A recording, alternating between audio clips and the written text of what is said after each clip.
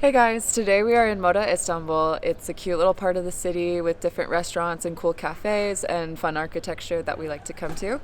And one of the most common questions I get on Instagram beyond volleyball is what cameras we use and how we edit our photos. So we thought we would take you with us today, shoot some film, shoot some digitals, and then go back to our apartment and edit them and show you how we do that and the process of creating our photos. Let's go take photos, I guess.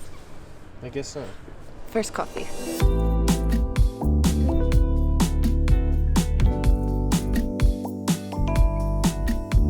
Okay, so we stopped at a really cool cafe called Feriye, and we're having Turkish breakfast.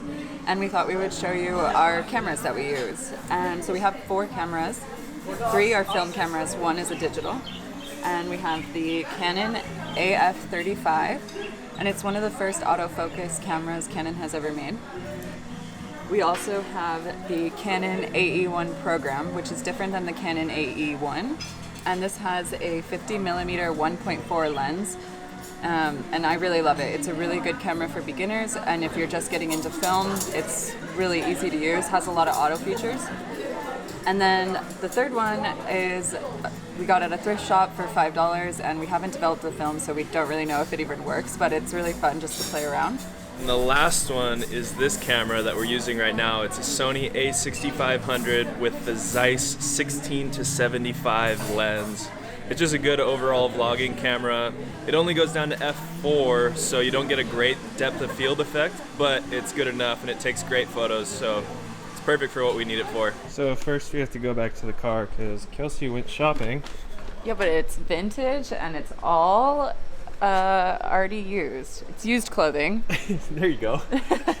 Put on her new jacket and she's matching. Scottish tuxedo. Someone's had a little too much caffeine. What's cool about Moda is there's all these different houses and different architecture and different styles, so it's really fun just to even come practice taking pictures, because I think that's what we love to do most. And so just going out there and shooting and getting practice and doing what you love and enjoying it is what's fun about photography. Sometimes you just gotta go out there and do what you love.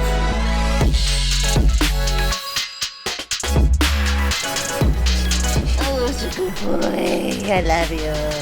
This right here is where Kelsey took her first in-focus photo ever. That's a good rub.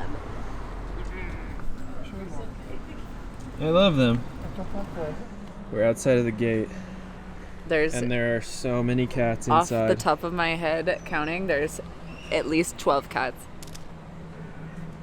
We need to get in there. How do you get in this? Kelsey's a great subject because she just loves prancing around. It's great for photos.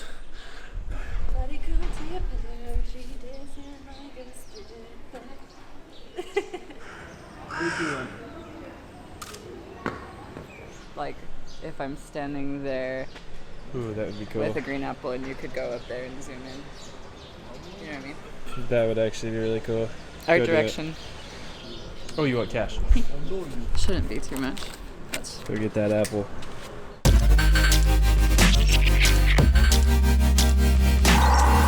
We ran out. 36 photos are up. One of the most fun parts about it is you don't know what they're even gonna look like, or have no idea. if they're in focus or anything. Actually, the first 2 rolls that we shot with this guy, are awful. there was like 5 photos total that were in focus. And they're pretty cool when they were in focus, but I think we figured out how to use it. The batteries were low, so the autofocus wasn't working.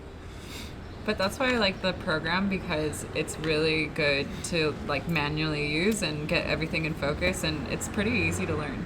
We're gonna take these into our guy to develop them, and then we're gonna show you what we got and go edit them. Oh, uh-oh.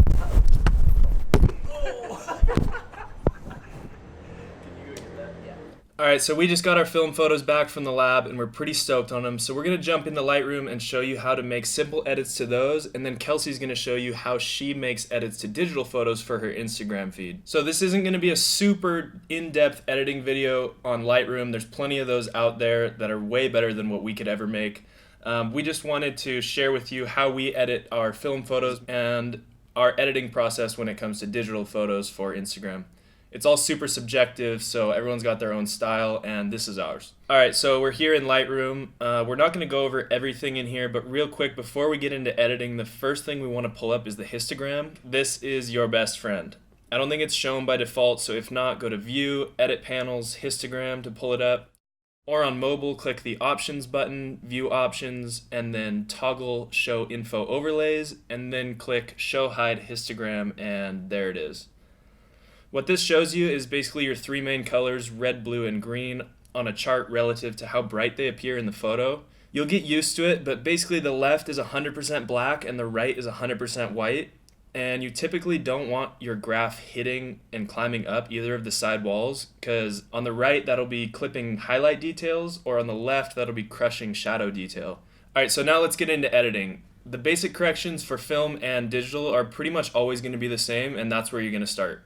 The first thing you want to do every time is crop. In this photo, I actually really like the crop straight out of the camera, so I'm going to keep it.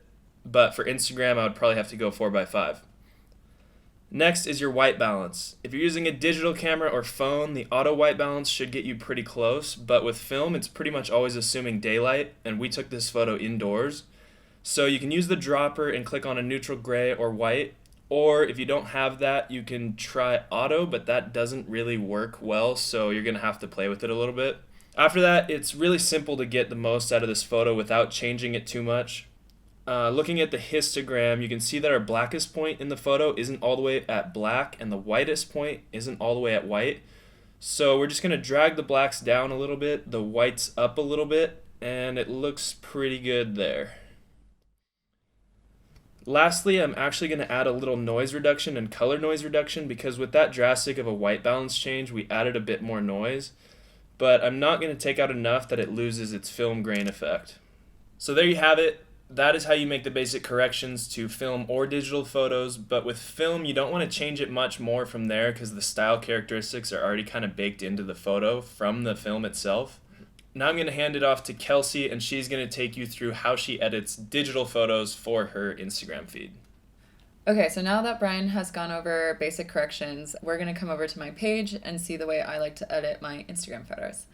And so I picked this one from Dubrevnik that I really like. It generally is how I edit all of my photos, just with the basic corrections, and then I can come in and edit them to the taste that I like. So the first thing I like to do when I edit the photo is a basic correction, like Brian went over.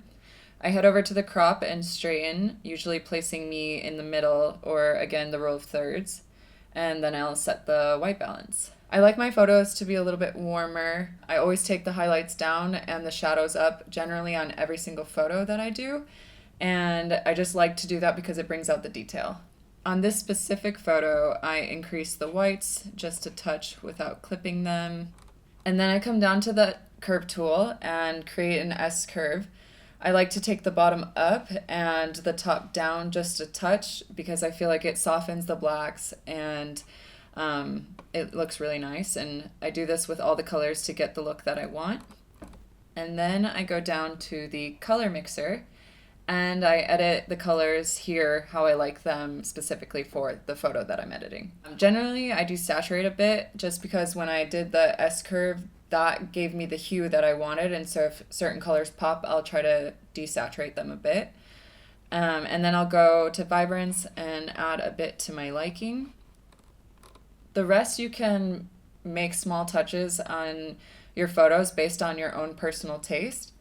And I always usually add green because I really like the way it looks. Brian hates this and always yells at me for it, but personally I like the green because I like that it gives my photos that similar film effect, because a lot of the photos I've been taking have been on film, so they kind of match a little bit on my feed. So then the really cool thing you can do is you can go down to your photo and you can Command C to copy and Command V to paste the settings on the rest of your photos if they're similar.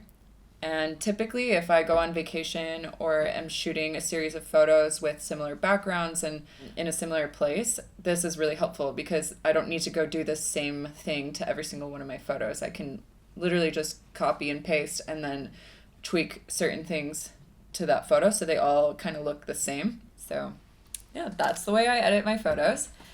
I definitely have changed my style and the look of my photos throughout the years. If you go through my Instagram, you can see that. And I have different tastes for different periods in my life, and it's really cool. But the more I learn, the more I'm able to kind of fine tune my style and my look and the way I like my photos. And again, it's just personal taste and what you are attracted to. But I hope you guys learned something. I hope you enjoyed this video. And if you have any questions, you can leave a comment below and we will try to answer them as best as we can. And as always, finger hearts. See you on the next one. Okay, so now, did you fart? A little bit. Oh my god, it's in my mouth.